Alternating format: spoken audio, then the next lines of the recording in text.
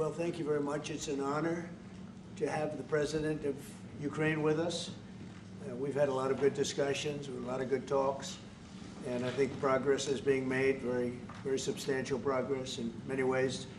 We had a good meeting, as you know, just a short while ago with the President of Russia, and I think there's a possibility that something could come out of it, and today's meeting is very important. We have, I guess, the seven very powerful leaders from Europe, and we're going to be meeting with them right after this meeting, and thank you very much for being here. Thank you so much, Mr. President. If I can, first of all, thank you for invitation, and thank you very much for your efforts, personal efforts to stop killings and stop this war. Thank you, and using this opportunity, many thanks to your wife, First Lady of the United States. She sent a letter to Putin about our children, abducted children, and my wife, First Lady of Ukraine, she gave the letter. It's not to you, to your wife. Oh, I want it. Yeah. So we are saying this sensitive topic, yes, please. And thanks to our partners, and that you supported this format, that after our meeting we can have leaders who are around us, UK, France, Germany, Italy, Finland, EU, NATO, I mean all partners around Ukraine supporting us. Thanks to them, and thank you very much for invitation. Thank you very much for being here. President. And salute.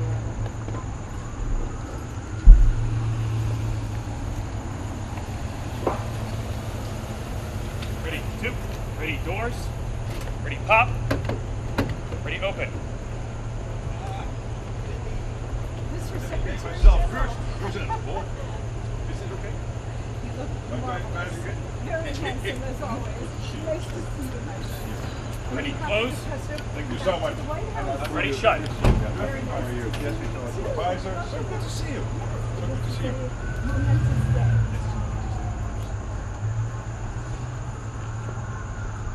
Ready, two. Ready, face.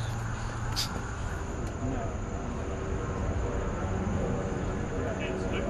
And salute.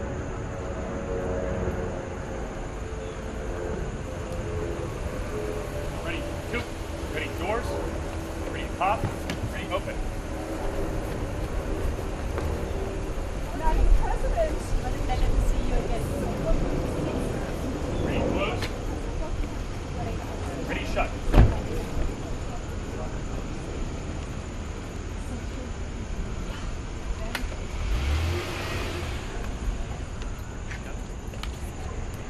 Ready, two. Ready, face.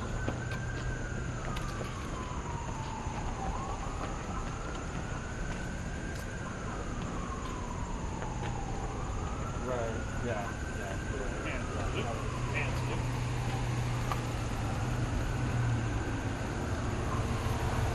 Ready, two.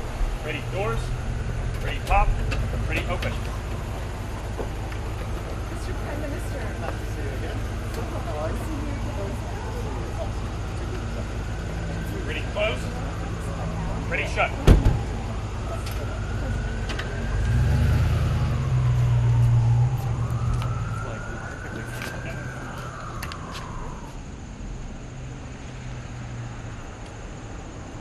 And salute. And salute.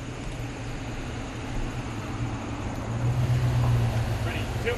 Ready, doors. Ready, pop. Ready, open.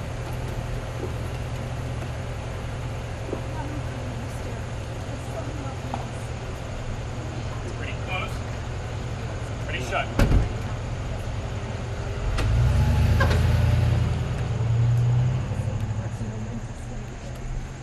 Yep. Ready, two. Ready, face.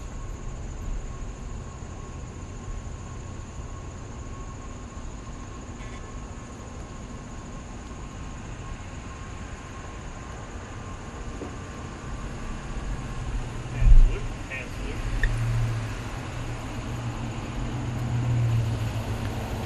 Ready, two. Ready, doors. Ready, pop. Ready, open.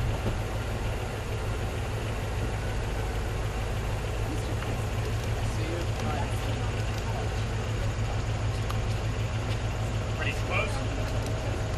Ready, shut.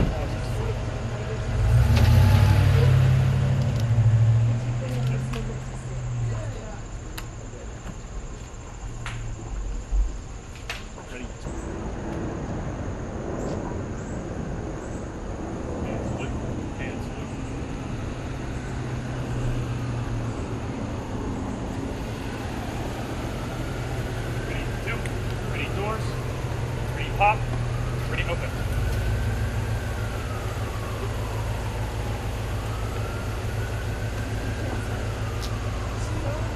Ready, close. Ready, shut.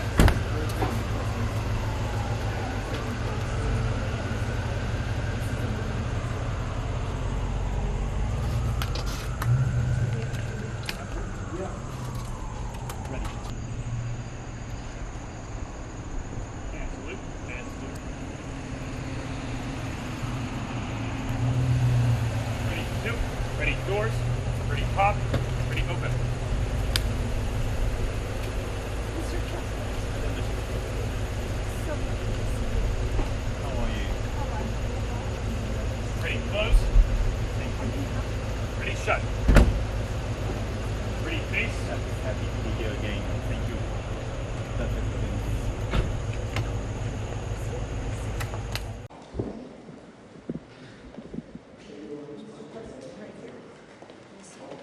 Hello, everybody. Now understand.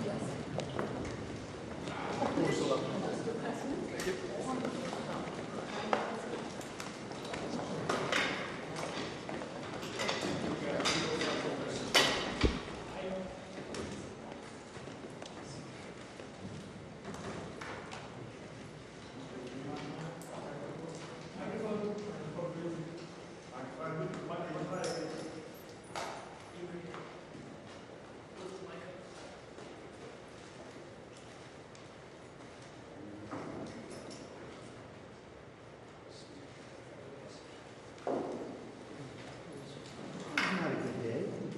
That was not a great day. See the picture.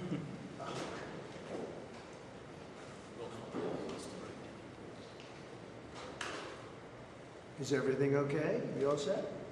Thank you very much. Thank you very much. Appreciate it.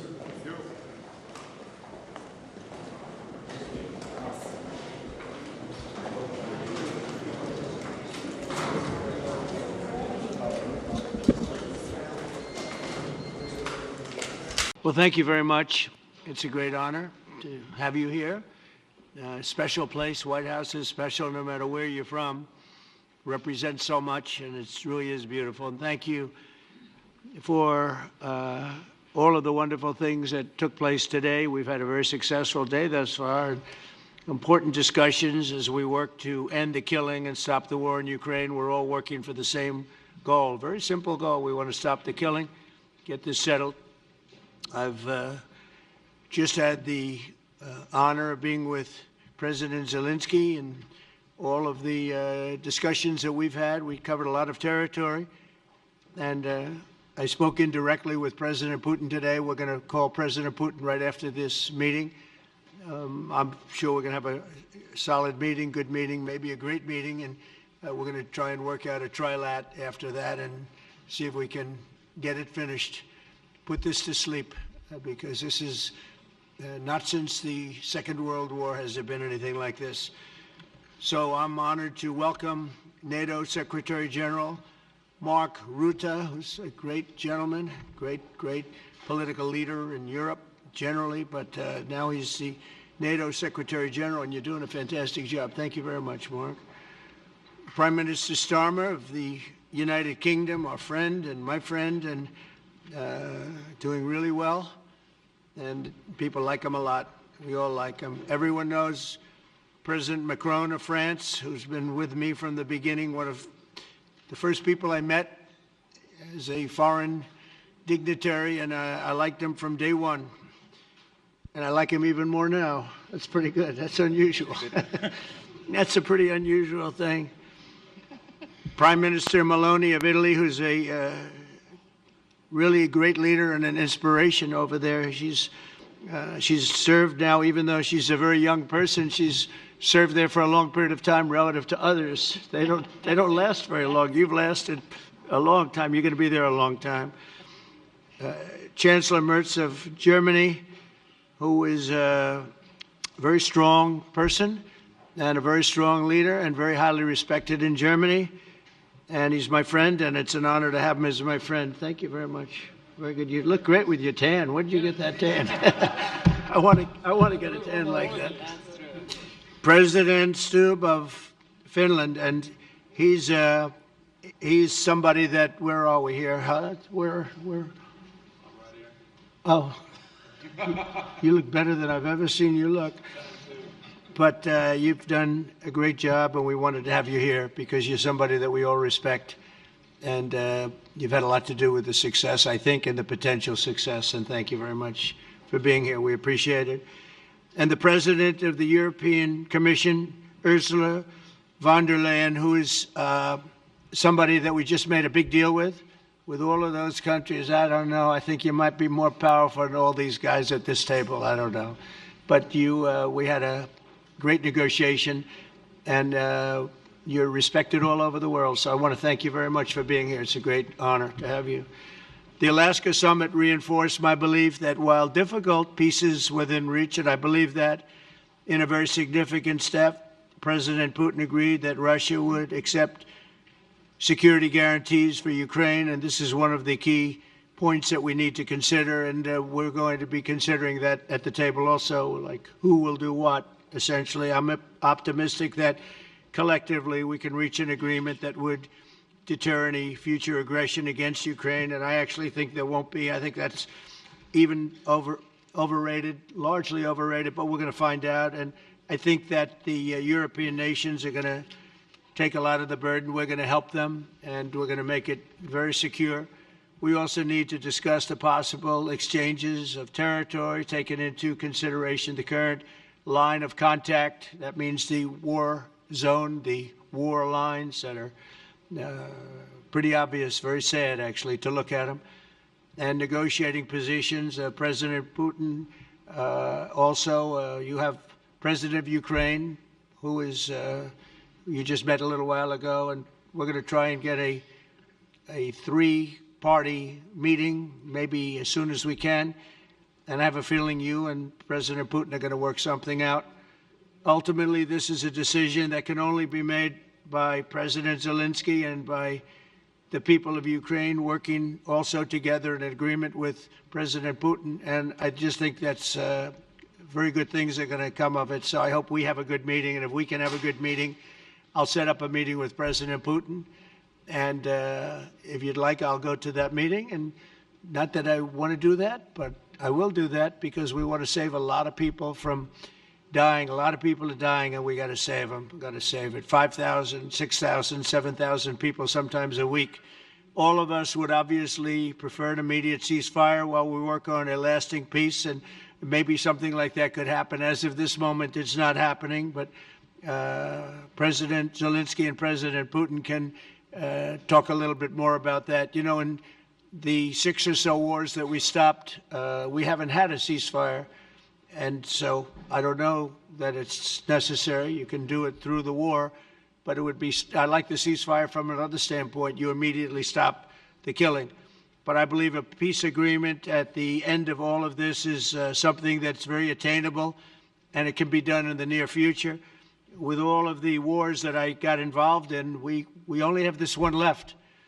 Of course, as I walk out the door, there'll probably be a new one starting, and I'll get that stopped too. But I thought this was going to be one of the easier ones. It's actually one of the most difficult. They're very complex.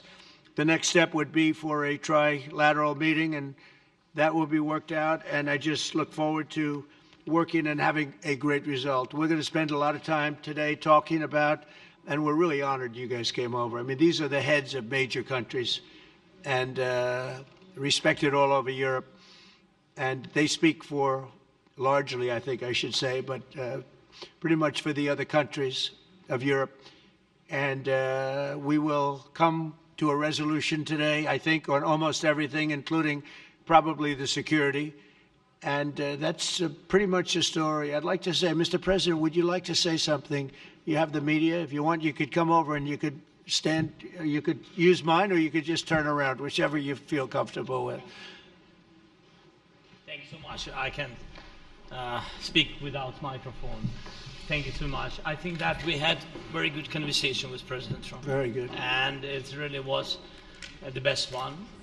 Or sorry, maybe the best one will be in the future. But it was really good. And we spoke about very sensitive points. The first one is security guarantees, and we are very happy with President that all the leaders are here, and the security in Ukraine depends on the United States and on you and on those leaders who are with us in our hearts. They have been online before yesterday, and etc. So a lot of countries on the side of Ukraine, our people, and all of us want to finish this war, stop Russia and stop this war. We spoke about it, and we will speak more about security guarantees. This is very important that the United States gives such strong signal and is ready for security guarantees. The second point, or maybe the first, humanitarian direction, very important to exchange all the prisoners, and I think that President will help, and I was very thankful to your wife again, Mr. President, for the letter about our abducted children, and I hope that really it can be a historic role for the people to bring kids back to the families and be happy at the families. Back, yeah. Yes, this is so important, and I'm happy that we discussed it, this track with the President Trump, and I hope that we will find decisions. And then what is very important, that all the sensitive things, territorial, etc., we will discuss on the level of leaders during trilateral meeting, and President Trump will try to organize such meeting, and he said that he will come or not come. Ukraine will be happy if you will both participate. want me there, I will be there. Yeah, thank you. And I think this is very important. Yes, so security guarantees, bringing kids back, and all our people, not only warriors, first of all warriors, and all the civilians, journalists, a lot of people in prison. So we need them back. And guarantees which will work for the years. We spoke about it, and I showed the President a lot of details on the battlefield, on the map. Thank you so much. Thank you for the map, by the way. Good map. It was great. Yeah. I'm thinking how to take it back. We'll get you. No. I think that we had constructive, specific meeting, and I'm very thankful to all the leaders who are here, and you helped a lot. And so we are happy that we have such big unity today. Thank you, Mr. President. Thank you very much, for hosting us. Mr. President. And I think you'll see that President Putin really would like to do something else. I think when we set that up, when we do, I think it's going to be when, not if. I think you're going to see some very really positive moves. I know there's over 1,000 prisoners, and I know they're going to release them. Maybe they're going to release them very soon, like immediately, which I think is great. But we're going to set that up today after this meeting. So very good and great remarks. I appreciate it. Mark, as head of NATO, maybe you could say a few words, please. Yes, I will be very brief. I really want to thank you, President of the United States, dear Donald, for the fact that you, as I said before, broke the deadlock basically with President Putin by starting that dialogue. And I think it was in February that you had the first phone call, and from there we are now where we are today. And that is, I think if we play this well, we could end this. And we have to end this. We have to stop the killing. We have to stop the destruction of Ukraine's infrastructure. It is a terrible war. So I'm really excited. And let's make the best out of today and make sure that from today onwards, we get this thing to an end as soon as possible. I really want to thank you for your leadership, what you are doing for Volodymyr, but of course also all the European colleagues. It is really crucial. And the fact that you have said, I'm willing to participate in the security guarantees is a big step. It's really a breakthrough, and it makes all the difference. So also thank you for that. Well, NATO also has agreed from 2% to 5%, which is something that is a massive amount of money. And it's 2% that wasn't always paid to 5% that is paid. That's a big difference. And so we appreciate that. That was a great move. Thank you very much. Ursula, maybe on behalf of the Commission, you could say a couple of words. Thank you very much. It's a pleasure to be here, and it's a very important moment. Indeed, we are here, Europeans, as friends and allies. We had a fantastic NATO summit. Together as the two largest and biggest economies in the world, we had the largest trade deal ever agreed. And now we are here to work together with you on a just and lasting peace for Ukraine. Stop the killing. This is really our common interest, stop the killing. And indeed, it's very good to hear that we're working on the security guarantees, Article 5 lies security guarantees, so important. But I want to thank you also that you mentioned the thousands of Ukrainian children that have been abducted. And as a mother and grandmother, every single child has to go back to its family. This should be one of our main priorities also in these negotiations, to make sure that the children come back to Ukraine, to their families. Thank you. And we did. I was just thinking we're here for a different reason, but we just a couple of weeks ago made the largest trade deal in history. So that's a big thing, and congratulations. That's great. Thank you very much, Ursula. Mr. Chancellor from Germany, a very great leader.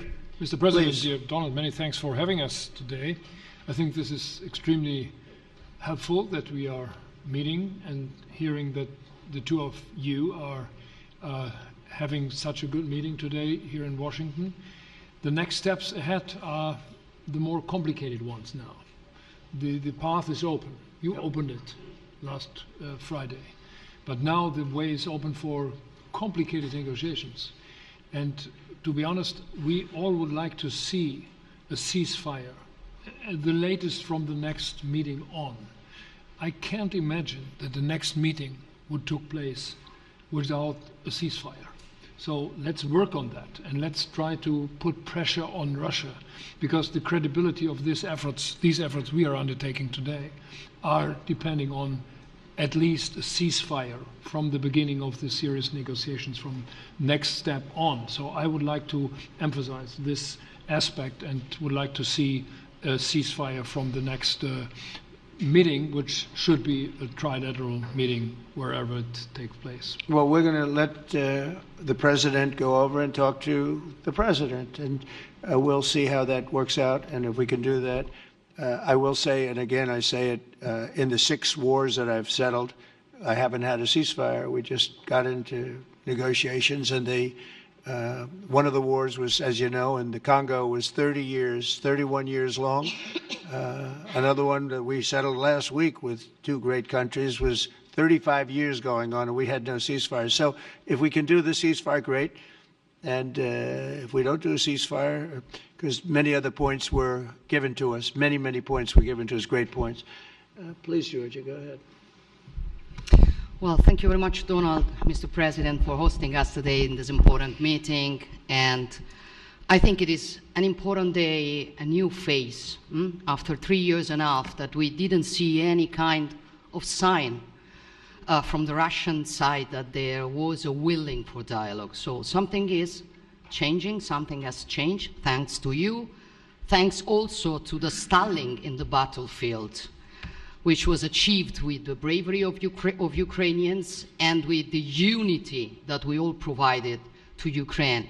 And the reason why I mention it is that we also have to remind that if we want to reach peace and if we want to guarantee justice, we have to do it united. So that's why it's a very good day, the one we are in. You can obviously count on Italy as it was from the beginning. We are on the side of Ukraine, and we do absolutely support your efforts towards peace. We will talk about many important topics. The first one is security guarantees, how to be sure that it won't happen again, which is the precondition of every kind of peace. I'm happy that we will discuss about that. I'm happy that we will begin from a proposal, which is the, let's say, Article 5 model, which was Italian at the beginning. So we are always ready to bring our proposals for peace, for dialogue. It's something we have to build together to guarantee peace and to defend the security of our nation. So thank you, Mr. President, for hosting us. Thank you very much. Emmanuel? Thank you, Mr. President, for organizing this meeting and for your commitment. And everything was said, but I just have to say here, everybody around this table is in favor of peace. And we work very hard, and we've worked very hard during the past few years to have a peace which is a robust and long-standing peace. This is why the idea of a trilateral meeting is very important because this is the only way to fix it. And by the way, I think as a follow-up, we would need probably a quadrilateral meeting, because when we speak about security guarantees, we speak about the whole security of the European continent. And this is why we are all united here with Ukraine on this matter. In order to organize such a trilateral meeting, your idea to ask for a truce or a ceasefire, at least to stop the killings, as we discussed, is a necessity. And we all support this idea.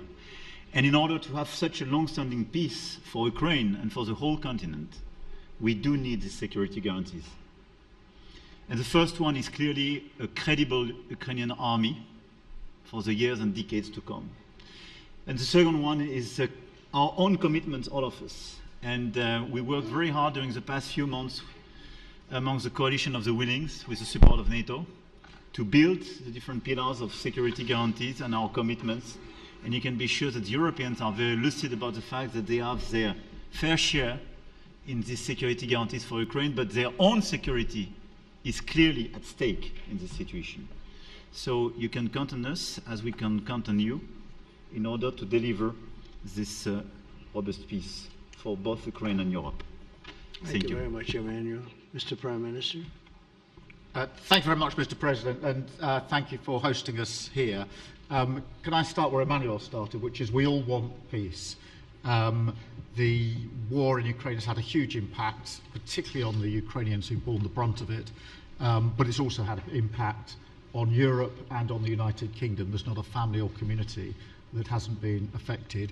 And when we talk about security, we're talking about the security not just of Ukraine, we're talking about the security of Europe and the United Kingdom as well, which is why this is such an important issue. I think this is such an important meeting. As a group, I think we've had a discussion on the phone a number of times, Mr. President, but be able now to be around the table to take it forward. And I really feel that we can, I think, with the right approach this afternoon, make real progress, particularly on the security guarantees, and your indication of security guarantees, of some sort of Article 5 style guarantees, fits with what we've been doing with the Coalition of the Willing, which we started some months ago, bringing countries together and showing that we were prepared to step up to the plate when it came to security.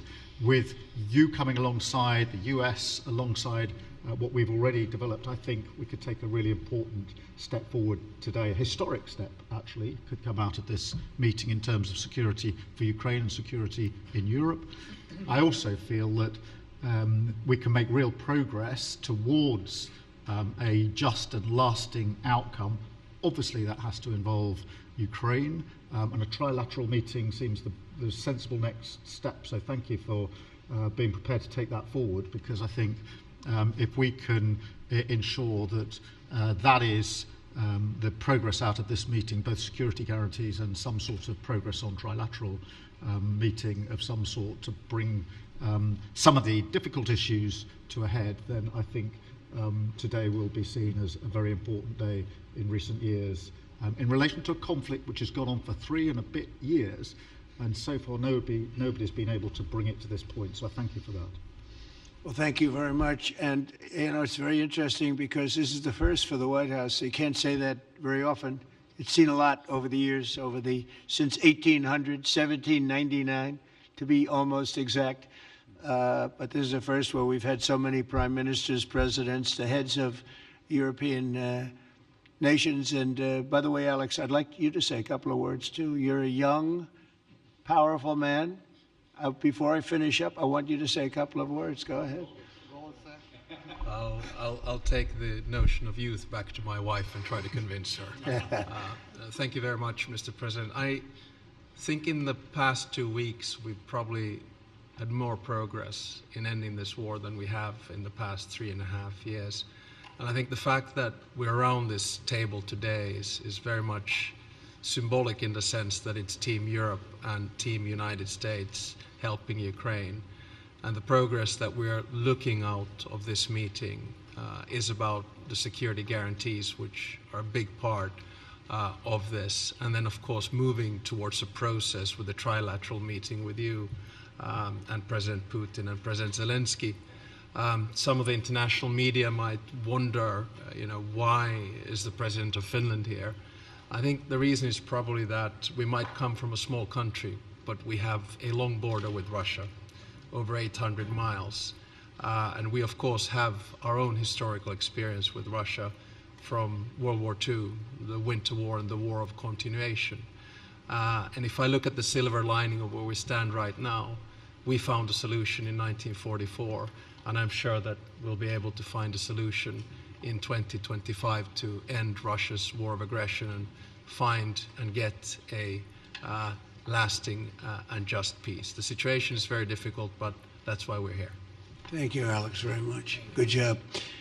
So we're going to be meeting for a while, and we're going to discuss some of the issues. And I don't think there's any issue that's overly complex. It's at a point now where people want to do things. I really do believe. I've known him for a long time. I've always had a great relationship with him. I think that President Putin wants to find an answer too. And we'll see. And in a certain period of time, not very far from now, a week or 2 weeks, we're going to know whether or not we're going to solve this, or is this horrible fighting going to continue. We'll do our best to get it ended. And I believe you have two willing parties, and usually that's good news, but two willing parties that want to make a deal. And we'll journey together, and we'll go over, and we'll see if it can be done. And it's possible it might not be able to be done. On the other hand, it's possible it will. And we're going to save thousands and thousands of lives a week. And so it's something we really have to do. And, or at least we have to give it our best. It's all you can do. You can give it your best. But I think we may have a very good outcome. So I want to thank you all, and the media, I want to thank you. We're going to be staying here for a little while. Then we're going to walk over to the Oval Office, and we're going to have another little discussion about similar matters. And then they're going to go home to their great countries and report. And I'm going to remain here and work, and you're going to go and work. We're all going to be working we may be in a different location, but that's what we know how to do is work. But I want to thank the media. Has been actually very fair, generally speaking, very fair. I think it's important that they're fair, because this is a very important subject. We have to get it ended. And so that's all we ask for, is fairness with the media. Thank you all very much. Appreciate it. Thank you very much. 1.5 years. So we need to stop this war, to stop Russia, and we need support American and European partners. And we will do our best for this. So, and I think we show that we are strong people, and we supported the idea of the United States, of personally of President Trump, to stop this war, to make a diplomatic way of finishing this war. And we are ready for trilateral, as President said. This is a good signal about trilateral. I think this is very good. Thank you. Mr. President,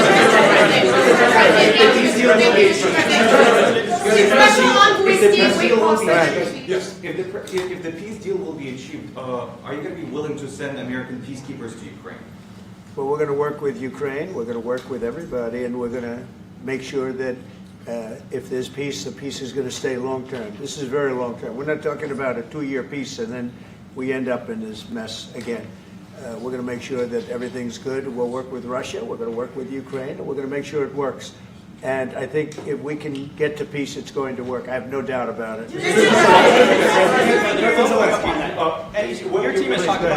Your team has talked about security guarantees. Could that involve U.S. troops? Would you roll that out in the future? We'll let you know that maybe later today. We're meeting with 7 great leaders of great countries also, and we'll be talking about that. They'll all be involved, but there'll be a lot of help when it comes to security. There's going to be a lot of help. It's going to be good. They are first line of defense because they're there. They're Europe, but we're going to help them out also. We'll be involved. Mr. President, Vladimir Putin mentioned that the war will not end without addressing the root causes of this war. Have you had an understanding what are the root causes of this war? Well, look, the war is going to end. When it ends, I can't tell you, but the war is going to end, and this gentleman wants it to end, and Vladimir Putin wants it to end. I think the whole world is tired of it, and we're going to get it ended. It was, I've done 6 wars. I've ended 6 wars, and I thought this maybe would be the easiest one, and it's not the easiest one. It's a tough one. A lot of reasons for it. and they'll be talking about it for a long time, but they'll be talking about the others. Look, India, Pakistan, we're talking about the big places. When you look at, you just take a look at some of these wars. You go to Africa and take a look at that. Rwanda and the Congo, Republic of the Congo. That's been going on for 31 years. And so we've done a total of 6, and we really have 6, not including the fact that we obliterated, and it turned out to be a total obliteration, the nuclear, as you said, the future nuclear capability of Iran. And this one, I think we're going to get solved also. I feel confident we're going to get it solved. Thank you, Mr. President. Can you tell us about your conversations with European leaders and what they need to see to support an end to the war? Yeah, well, we're going to be meeting with a great representative group and 7 very powerful, very big countries and great people, all friends of mine and friends of yours. And we're going to have some suggestions made. They want to see peace. They would like to see peace.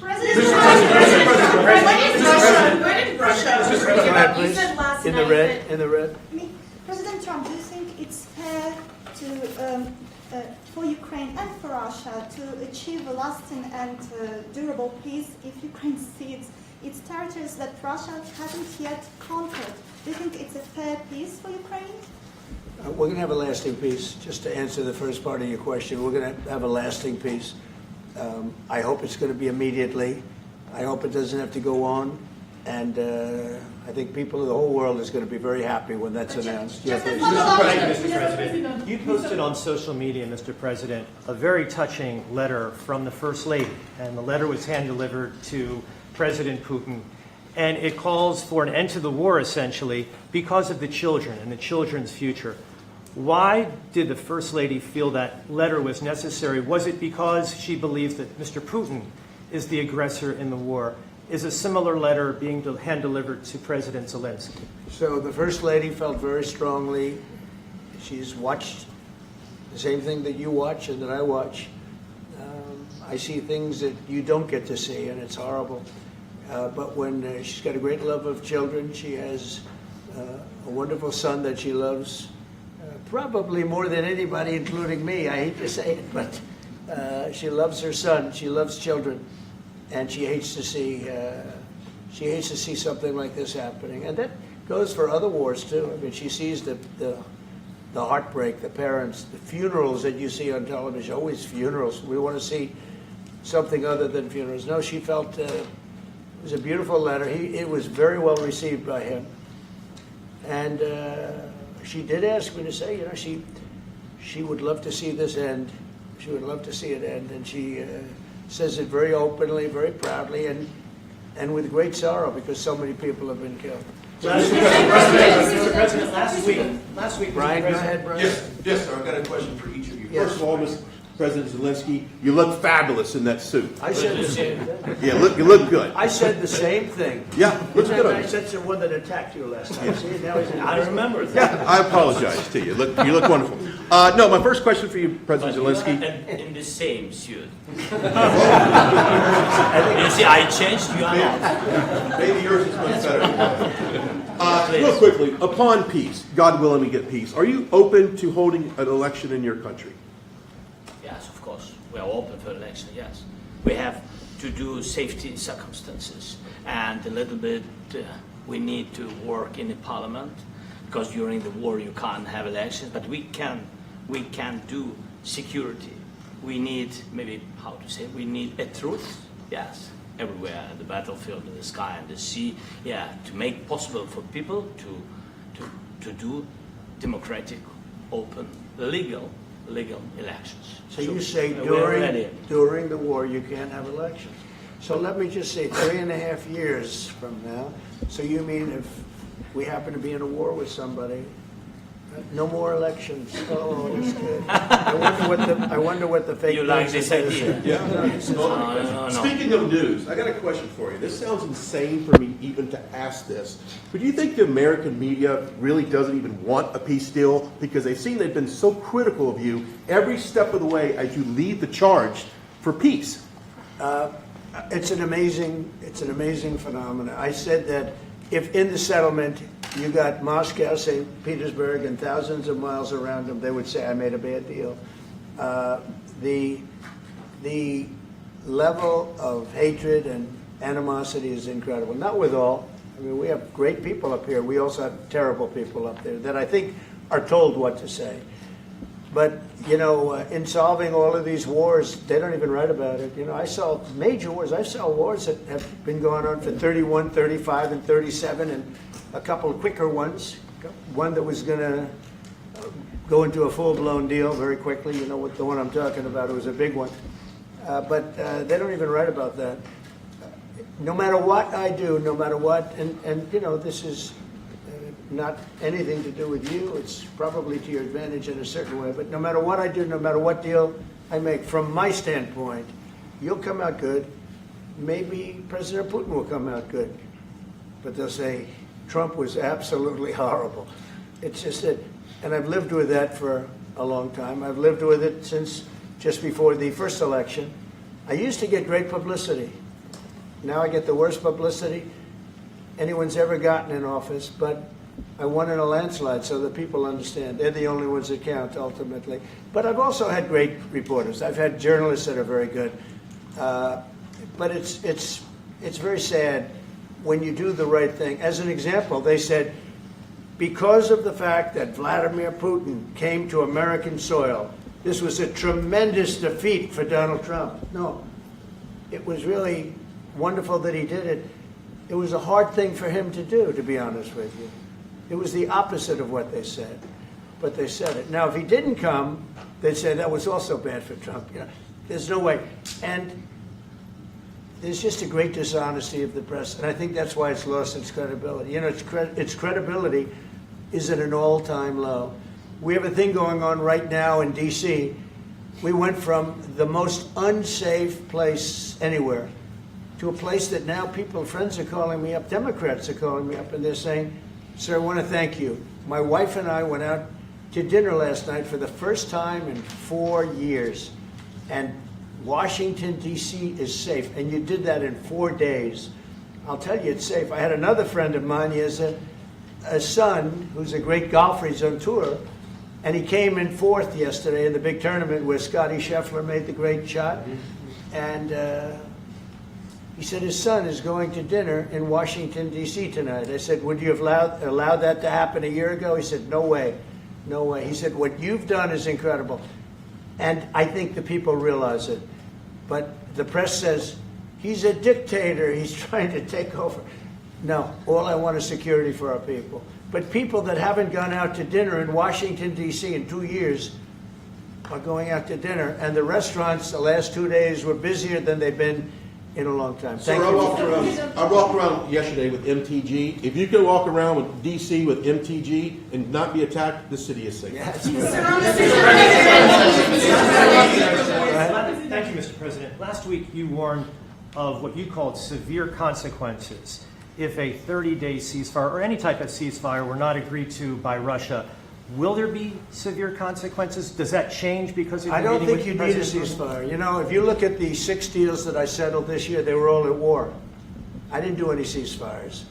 And I know that it might be good to have, but I can also understand strategically why, well, you know, one country or the other wouldn't want it. You have a ceasefire and they rebuild and rebuild and rebuild, and, you know, maybe they don't want that. But if you look at the 6 deals that we made peace and you know, long-term, long-running wars, I didn't do any ceasefires. Would I like the concept. You know, I like the concept of a ceasefire for one reason, because you'd stop killing people immediately, as opposed to in 2 weeks or 1 week or whatever it takes. But we can work a deal where we're working on a peace deal while they're fighting. They have to fight. I wish they could stop. I'd like them to stop. But strategically, that could be a disadvantage for one side or the other.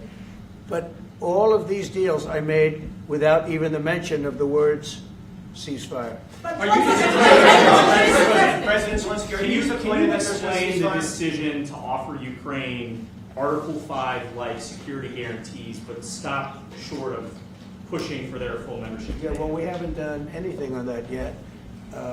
If you look back and you go back long before President Putin, it was always a statement that they would never allow Ukraine into NATO. So that was a statement that was made, but we haven't discussed any of that yet. We're going to be discussing it today. But we will give them very good protection, very good security. That's part of it. And the people that are waiting for us, they are, I think they're very like-minded. They want to help out also. Thank you, President. Thank you, President Trump. Are you disappointed there's no ceasefire, Mr. President? The United States has already given hundreds of billions of dollars to this war effort in Ukraine.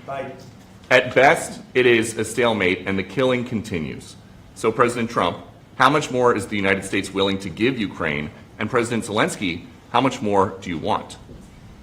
Well, I'll start off just by saying we're not giving anything now. We're selling weapons. This is something before, I guess the number is well over $300 billion. That was under Joe Biden, a corrupt politician, not a smart man, never was. By the way, go back 40 years, he was not a smart man 40 years ago either, but now he's in particular bad. This was done by a corrupt administration that shouldn't have been in, and frankly, if the right results of the election were given, if I were president, this war would have never taken place, and he would have been very happy, because he would have liked to have seen. I mean, they went through hell. He went through hell. This war would have never happened, and the people that were killed, a couple of million people, a lot of people with soldiers and everything else, and the people that have been displaced and forced into other areas and other countries because of what's happened, none of that would have happened. And I'm just saying that he was a horrible president, whether it was the borders or this.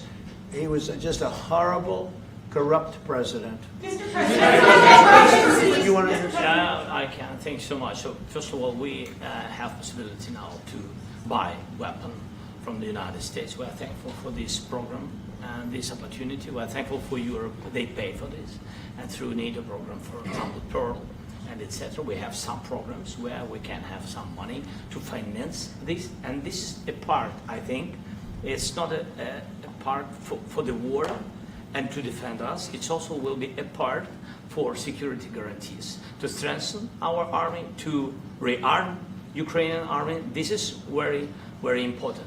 And it depends how much money we need to rearm. For example, the question of air defense, we spoke about it with President Trump, and I'm happy that we have now bilateral decisions and we work on it with production, American production. Nobody in Europe has so many air defense like Patriots, for example. We need it very much, and this is also about defending. I think the good news, we make the best military equipment in the world by far. You mentioned the Patriots. How good are they? Systems. We have systems. They're literally 100% foolproof, and it's really like shooting two bullets. You know, two bullets hitting each other in the air in a space like this. The chance is 100%. It's 99 to 100%. So we sell the equipment to NATO. And NATO does what, I don't know what the arrangement is that you have with, but I know that they want you to have the equipment. And we're getting the best equipment in the world, but they pay us for the equipment. Under Biden, it was just crazy what was going on. I believe the number is over 300. I think it could be $350 billion worth of equipment and money and everything else. And we've made more progress in settling this war in the last 2 months than they made in 4 years. This should have been settled a long time ago, but it should have never happened. Yeah, please. Real quickly, you pushed out on social media. Brian, go first. You pushed out on social media about doing away with mail-in ballots and potentially electronic voting machines. Can you expand on that and how important Well, that's a very off-topic, just really quickly. Mail-in ballots are corrupt. Mail-in ballots, you can never have a real democracy with mail-in ballots. And we, as a Republican Party, are going to do everything possible that we get rid of mail-in ballots. We're going to start with an executive order that's being written right now by the best lawyers in the country to end mail-in ballots because they're corrupt. And you know that we're the only country in the world, I believe, I may be wrong, but just about the only country in the world that uses them because of what's happened. Massive fraud all over the place. The other thing we want change are the machines. For all of the money they spend, it's approximately 10 times more expensive than paper ballots. And paper ballots are very sophisticated with the watermark paper and everything else. We would get secure elections. We'd get much faster results. The machines I mean, they say we're going to have the results in 2 weeks. With paper ballots, you have the results that night. Most people, but most people, many countries use paper ballots. It's the most secure form. So between paper ballots, very, very important, paper ballots, and I think maybe even more important, the mail-in voting. We're going to end mail-in voting. It's a fraud. If you have mail-in vote, even Jimmy Carter with this commission, they set it up. He said the one thing about mail-in voting, you will never have an honest election if you have mail-in. And it's time that the Republicans get tough and stop it, because the Democrats want it. It's the only way they can get elected. Because with men and women's sports and with transgender for everybody and open borders and all of the horrible things, and now the new thing is they love crime. They're fighting me on the fact that I've made Washington, D.C. safe. We're not going to get mugged, beaten up, or killed like all the people you've been watching get so badly hurt. I'm glad, I hate to take your time with this, but I'm glad you asked me that question. Sorry. We're going to stop mail-in ballots because it's corrupt. You know, when you go to a voting booth and you do it the right way and you go to a state that runs it properly, you go in, they even ask me, they asked me for my license plate, for identify. I said, I don't know if I have it. They said, sir, you have to have it. I was very impressed, actually. But it's very hard to cheat with mail-in voting. As you know what happens in California, it's so corrupt, where some people get 5, 6, 7 ballots delivered to them.